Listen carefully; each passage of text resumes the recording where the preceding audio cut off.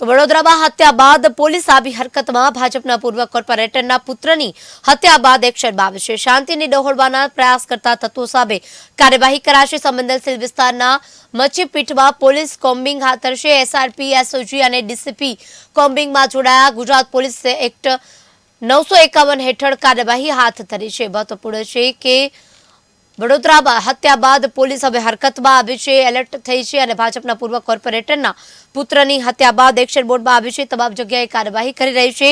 વડોદરા શહેરના ભાજપના પૂર્વ કાઉન્સિલરના પુત્ર તપન પરમારની હત્યા બાદ સંવેદનશીલ વિસ્તારમાં કાંકરિયા ચાળાની ઘટનાઓ બની હતી અને જેમાં વડોદરા શહેરના રાવપુરા વિસ્તારમાં જોગી વિઠ્ઠલદાસની પોળમાં સતત બીજા દિવસે પણ કાચની બોટલો ફેંકાતા ચકચાર મચી છે। કોર્પોરેટરના પુત્રની હત્યા બાદ એક્શનમાં આવી છે પોલીસ। શાંતિ ડહોળવાનો પ્રયાસ કરતા તત્વો સામે કાર્યવાહી કરી રહી છે। સંવેદનશીલ વિસ્તારમાં મચ્છીપીટની પોલીસ કોમ્બિંગ કરી રહ્યું છે। એસઆરપી, એસઓજી અને ડીસીપી કોમ્બિંગમાં જોડાયા છે। ગુજરાત પોલીસ એક્ટ 951 હેઠળ કાર્યવાહી હાથ ધરી રહી છે। સતત 2 દિવસથી કાંકરી ચાળો થતા સ્થાનિકોમાં પણ ડરનો માહોલ છવાયો છે, જેને લઈને પોલીસ એલર્ટ બની છે।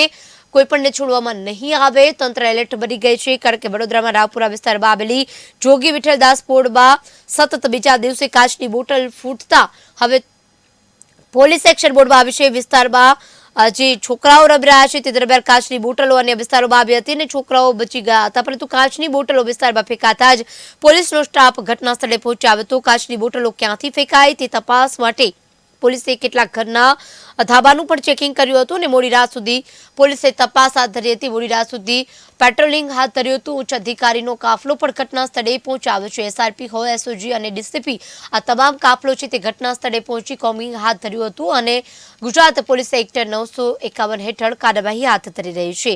તપન પરમારની હત્યા બાદ મામલો બિચકાયો છે, ત્યારે તમામ બાબતને લઈને તપાસ હાથ ધરાઈ રહી છે। વડોદરા શહેરના રાવપુરા વિસ્તારના જોગી વિઠ્ઠલદાસની પોળમાં સતત બીજા દિવસે કાચની બોટલ ફેંકાતા પોલીસે હવે એક્શન મોડમાં આવી છે। રાવપુરાના જોગી વિઠ્ઠલદાસ પોળની ગલીઓમાં કાચની બોટલો ફેંકાય છે। જોકે આ ઘટનામાં કોઈ જાનહાનિ અથવા કોઈને ઈજા ન થાય તેનું ખાસ જાણવા મળ્યું છે। જોકે ફરીથી આ જે ઘટના બની હતી તેમાં ઘટનાની જાણ થતાં જ પોલીસનો કાફલો હેલ્મેટ પહેરી અને વિસ્તાર પર પહોંચી ગયો હતો અને ગઈકાલે જે અહીં બોટલો અને પથ્થરમારો ફેંકાયા હતા તેને લઈને કોમ્બિંગ હાથ ધર્યું છે।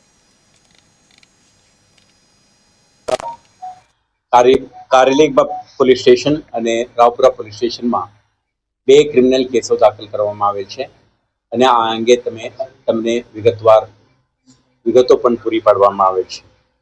આ બંને ગુનાના તપાસના ભાગરૂપે પોલીસે જે આરોપીઓના નામ પ્રથમ માહિતી અહેવાલમાં દર્શાવવામાં આવ્યું હતું અને તપાસમાં જેમને વિરુદ્ધમાં જે જરૂરી પુરાવા મળ્યા હતા એવા 7 આરોપીઓને અત્યાર સુધી પોલીસે અટક કરી છે। એક આયોજનબદ્ધ રીતે એવા એલિમેન્ટ્સને લીગલ એક્શન અને જામીન ઉપર છૂટે તો ફરીથી સક્રિય ન બને તે માટે આપણે પ્રિવેન્ટિવ ડિટેન્શનના કાર્યવાહી આપણા કરી રહ્યા છે।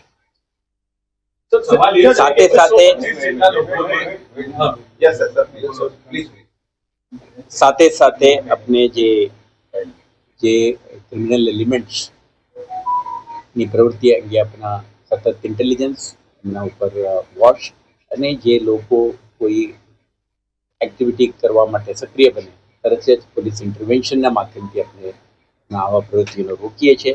પરંતુ જે ઘટના બની છે આના અનુસંધાને પણ આપણે વધારે રિગરસ પોલીસિંગ અને પ્રિવેન્ટિવ મેજર્સની કાર્યવાહી આપણે હાથ ધરી છે। શરૂ થાય છે અને તે પછી પોલીસ સ્ટેશનમાં એક વ્યક્તિ જાય છે અને એસએચસી હોસ્પિટલમાં જે ઘટનાક્રમો બને છે તો બંને ઇન્ટરકનેક્ટેડ ઘટનાઓને ધ્યાને રાખી આપણા શહેર પોલીસ તલસ્પર્શી તપાસ કરશે।